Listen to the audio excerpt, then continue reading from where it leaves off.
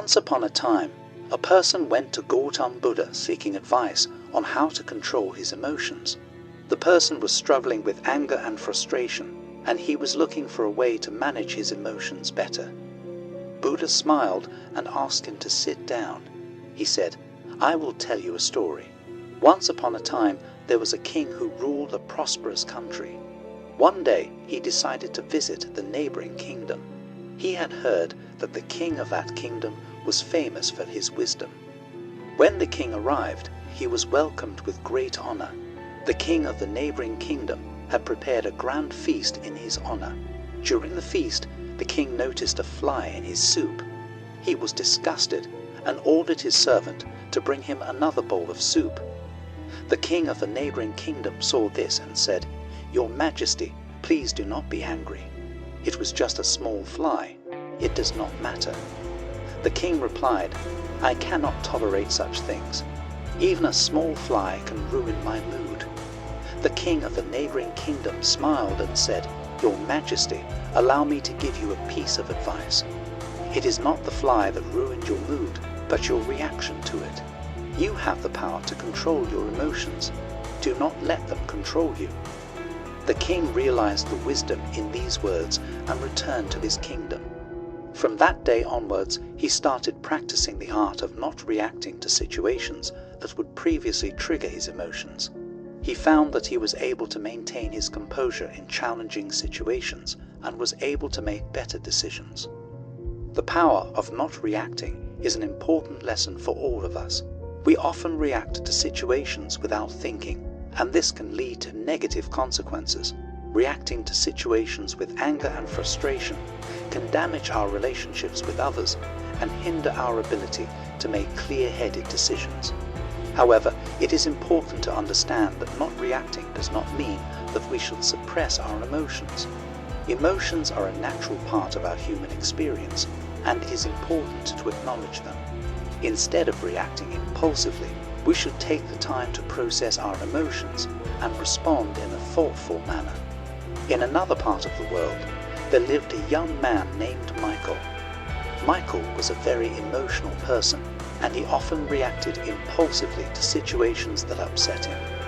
He would get angry and say hurtful things, which would lead to arguments and hurt feelings. One day, Michael decided to take control of his emotions. He knew that his impulsive reactions were causing more harm than good, and he wanted to change. He started practicing mindfulness and meditation, which helped him become more aware of his thoughts and emotions. He also started practicing the art of not reacting. Whenever he found himself in a situation that would normally trigger his emotions, he would take a step back and take a few deep breaths. He would then assess the situation calmly and respond in a thoughtful manner. At first, it was difficult for Michael to control his emotions. He would still get angry and frustrated, but he would take a step back and not react impulsively. As he continued to practice, he found that it became easier to control his emotions. Michael also noticed that his relationships with others improved. He was no longer getting into arguments and hurting people's feelings. Instead, he was able to communicate in a calm and thoughtful manner, which helped him build stronger relationships.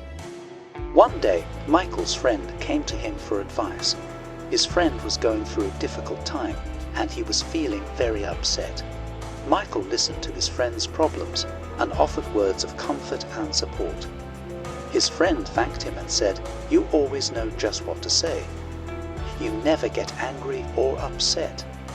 Michael smiled and replied, "It's not that I never feel angry or upset. It's just that I've learned to control my emotions and not let them control me. It's a powerful tool that has helped me improve my relationships and my overall well-being." Michael's friend was impressed and asked him how he learned to control his emotions. Michael shared his experience with mindfulness and the power of not reacting. He encouraged his friend to try it out for himself, and his friend was grateful for the advice. Over time, Michael became known for his calm and thoughtful demeanor. He was able to handle difficult situations with ease, and people admired him for his strength and resilience.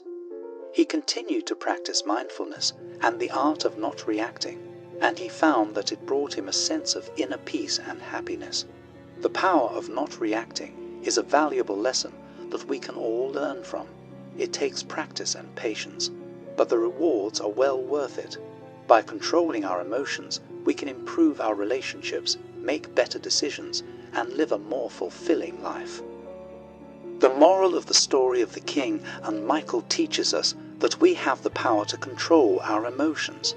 We may not be able to control what happens to us, but we can control how we react to it.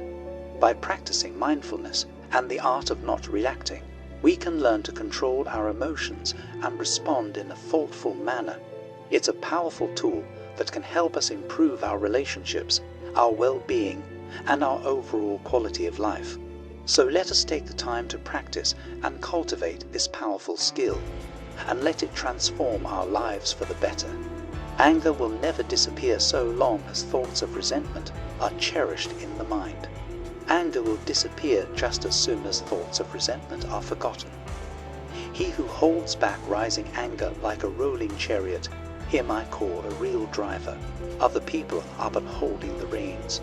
Holding on to anger is like drinking poison and expecting the other person to die.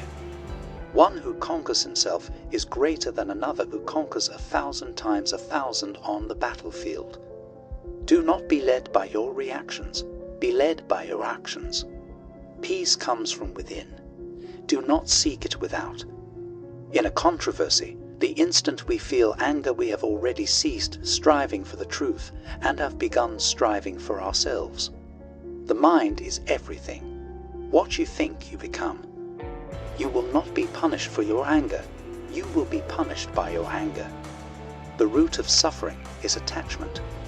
If you want others to be happy, practice compassion. If you want to be happy, practice compassion. Letting go gives us freedom, and freedom is the only condition for happiness.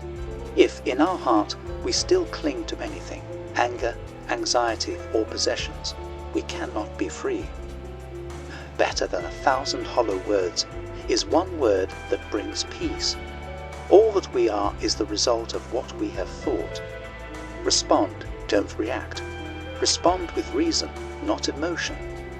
In the end, only 3 things matter: how much you loved, how gently you lived, and how gracefully you let go of things not meant for you. He who experiences the unity of life sees his own self in all beings, and all beings in his own self, and looks on everything with an impartial eye. Happiness never decreases by being shared. We are shaped by our thoughts. We become what we think. Do not dwell in the past. Do not dream of the future. Concentrate the mind on the present moment. 3 things cannot be long hidden: the sun, the moon, and the truth. The only way to find true happiness is to let go of your attachment to things and people. The mind is everything. What you think, you become. It is a man's own mind, not his enemy or foe, that lures him to evil ways. An idea that is developed and put into action is more important than an idea that exists only as an idea. There is no fire like passion.